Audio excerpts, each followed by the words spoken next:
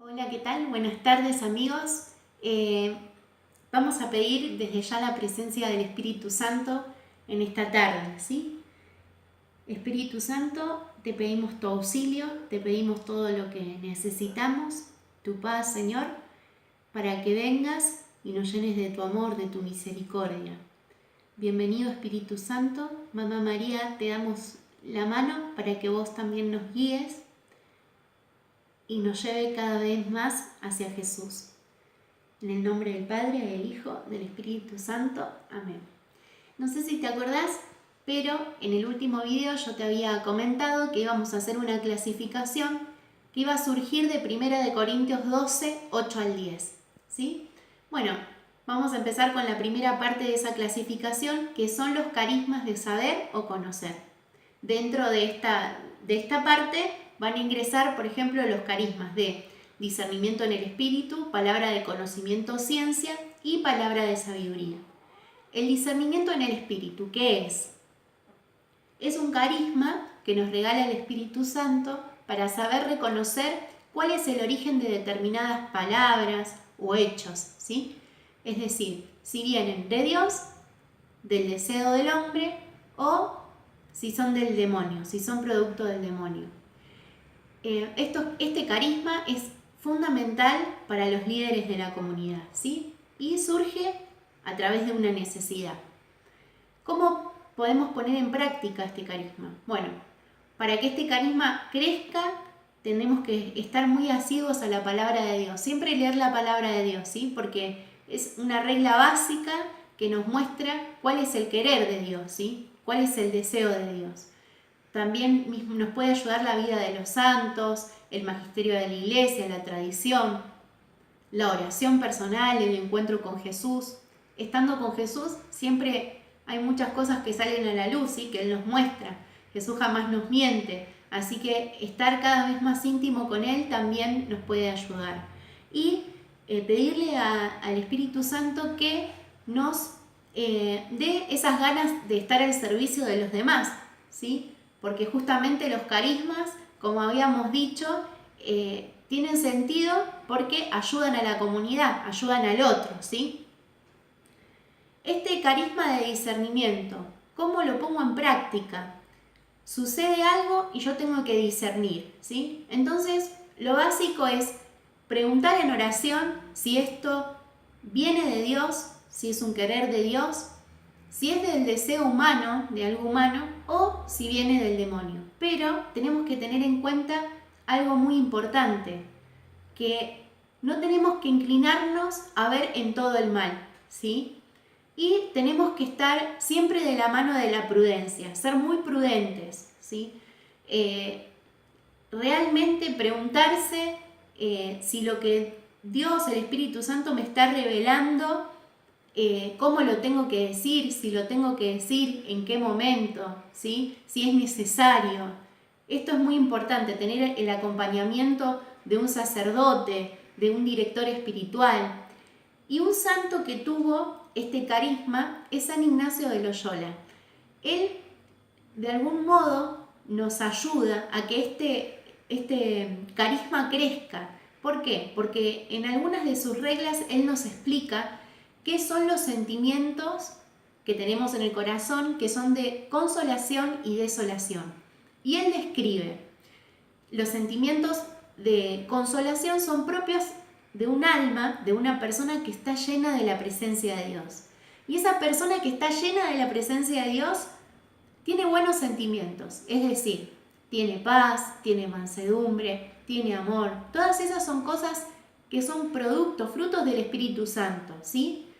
Entonces, cuando nosotros pasamos por algo o nos dicen algo y eso que nos dicen nos da paz y nos produce estos sentimientos de consolación, vienen de Dios, ¿sí? Vienen de Dios y hay que seguirlos. En cambio, los sentimientos de desolación, cuando no nos trae paz, cuando tenemos intranquilidad, cuando nos falta esperanza, cuando vemos todo negativo, cuando tenemos desiertos recurrentes, ¿sí?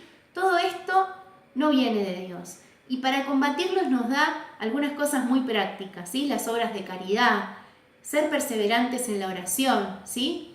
Todo esto para que la obra de Dios siga su curso en nosotros. Entonces, bueno, San Ignacio de Loyola nos da estas herramientas para que este carisma justamente crezca, ¿sí?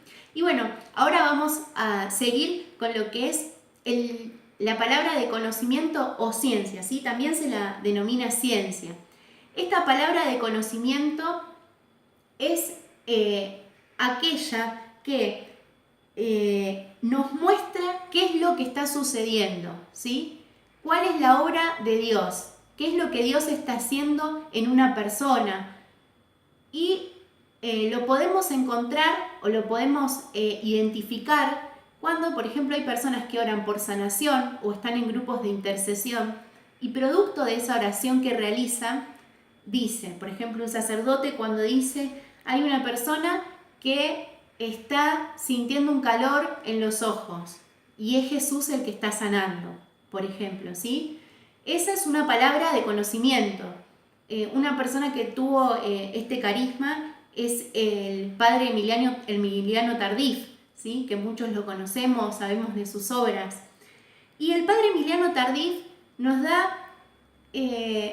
dice cómo es que él sentía esta palabra de conocimiento.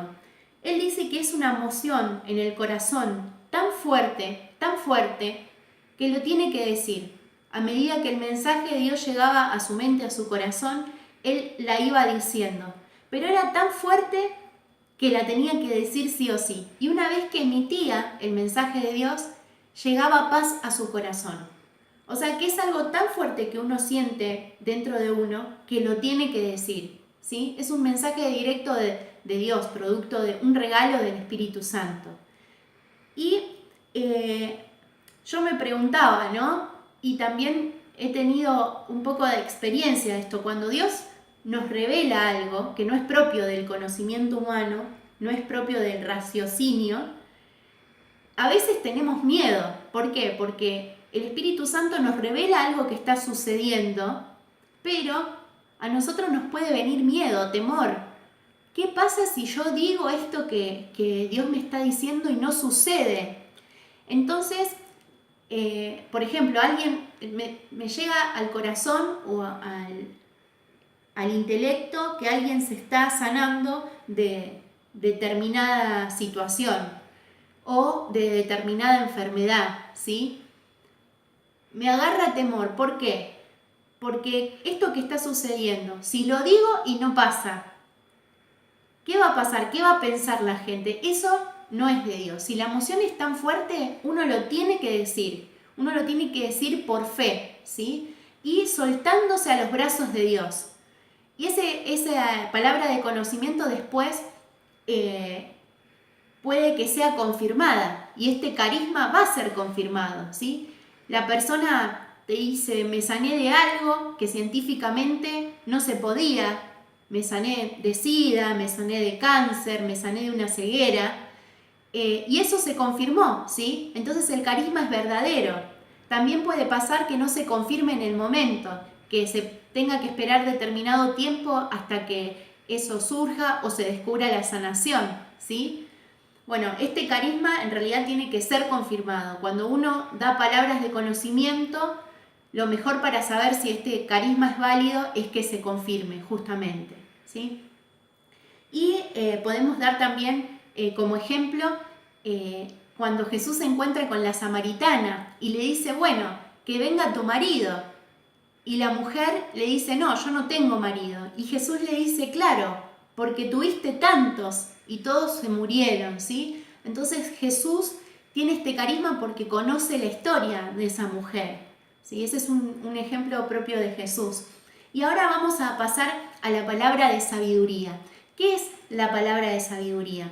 La palabra de sabiduría nos permite dar una regla práctica, ¿sí? Nos permite saber qué hacer, cómo actuar en determinada circunstancia. Si bien la palabra de conocimiento es como un diagnóstico de una situación, la palabra de sabiduría nos permite saber cómo responder, cómo actuar, qué hacer, ¿sí? Uno de los ejemplos de esto es cuando Salomón, en la palabra, aparece que llegan dos mujeres y las dos se atribuyen el mismo hijo, entonces le presentan la criatura. Y Salomón, viendo que ninguna de las dos daba brazo a torcer, dicen, esto se va a resolver partiendo el niño a la mitad, porque si partimos el bebé a la mitad, una se va a quedar con una mitad y la otra con la otra mitad. Entonces una de las mujeres dice, no quiero que lo maten, ¿sí? Y Salomón se da cuenta que esa es la mujer que es madre del niño, ¿sí? Entonces ahí se resolvió una situación. También Jesús siempre nos da claridad para defender nuestra fe, ¿sí? Para eso también sirve el carisma de sabiduría. En el desierto, cuando Jesús es tentado, puede contestar mediante la palabra de Dios a cada una de las propuestas que le hacía el demonio. También cuando lo quieren poner en aprieto a Jesús, si había que pagar impuestos o no, Jesús contesta de una manera que por ahí a nadie se le hubiera ocurrido: denle al César lo que es del César y a Dios lo que es de Dios, ¿sí? Entonces también nos permite resolver determinadas situaciones en la vida. ¿Qué diferencia hay entre el don de sabiduría y el carisma de sabiduría? Bueno, justamente esto que estamos explicando, ¿sí? El don de sabiduría lo tenemos todos producto del bautismo, ¿sí? De los sacramentos. Es un poco lo que había explicado de la diferencia entre gracia, don, carisma, ¿sí? En esa explicación encontramos el origen. Este don de sabiduría sirve para uno, ¿no? Uno lo tiene y participa de las cosas de Dios. Uno de los atributos de Dios es que Dios es sabio. Bueno, nosotros también podemos participar de esa sabiduría, ¿sí? Es más, cuando conocemos a Dios, podemos reconocer, como reconocemos a Él que es nuestro Señor, podemos reconocer muchas de las cosas que están bien o mal. Pero el carisma de sabiduría tiene una diferencia, que la aplicamos justamente para la edificación de los demás, para la edificación de la iglesia. Y este carisma de sabiduría nos va a permitir ayudar a nuestros hermanos en distintas situaciones. Otro de los ejemplos es Santo Tomás de Aquino. Santo Tomás de Aquino fue un gran santo muy, muy sabio que escribió entre muchas obras en la Suma Teológica, ¿sí? Fue uno de los primeros santos que pudo conjugar lo que es la razón y la fe. Por eso es tan importante Santo Tomás. Pero se cuenta que él termina de escribir la Suma Teológica, que es una obra muy grande de él, y que él tiene una experiencia muy grande de Dios. Y dice que todo lo que él había escrito, que era absolutamente maravilloso y que hasta el día de hoy lo consultamos, no tenía comparación con la experiencia que él había tenido de Dios. Y que esa obra él la quiere eliminar, ¿no? Que obviamente no se eliminó, que hasta el día de hoy podemos leer las lecturas, la obra que él hizo. Pero bueno, la experiencia de Dios, esa experiencia de Dios es mucho más grande que esa sabiduría que podemos tener humanamente, ¿sí? Y él cuenta que muchos de los grandes misterios de Dios que costaban explicar, muchas veces los aprendía con mayor profundidad estando delante del Santísimo, ¿sí? Entonces siempre todas las características de Dios y todo lo que Dios es, siempre es mucho más de lo que nosotros podemos imaginar. Le pido al Espíritu Santo, le pido a María que Él nos llene de su presencia, nos vaya moviendo, nos vaya dando curiosidad en todas estas cosas del Espíritu Santo, en todos estos regalos, que nos vaya llenando de amor, misericordia, para que todo esto se vaya moviendo en nuestro interior y podamos tener mucha más sed de Él. Te mando un abrazo gigante, deseo que María también vaya tocando tu corazón, te agarre de la mano y te vaya guiando por las cosas de Dios. Y bueno, nos vemos dentro de una semana más o menos, donde vamos a seguir viendo esta clasificación. Dios te bendiga.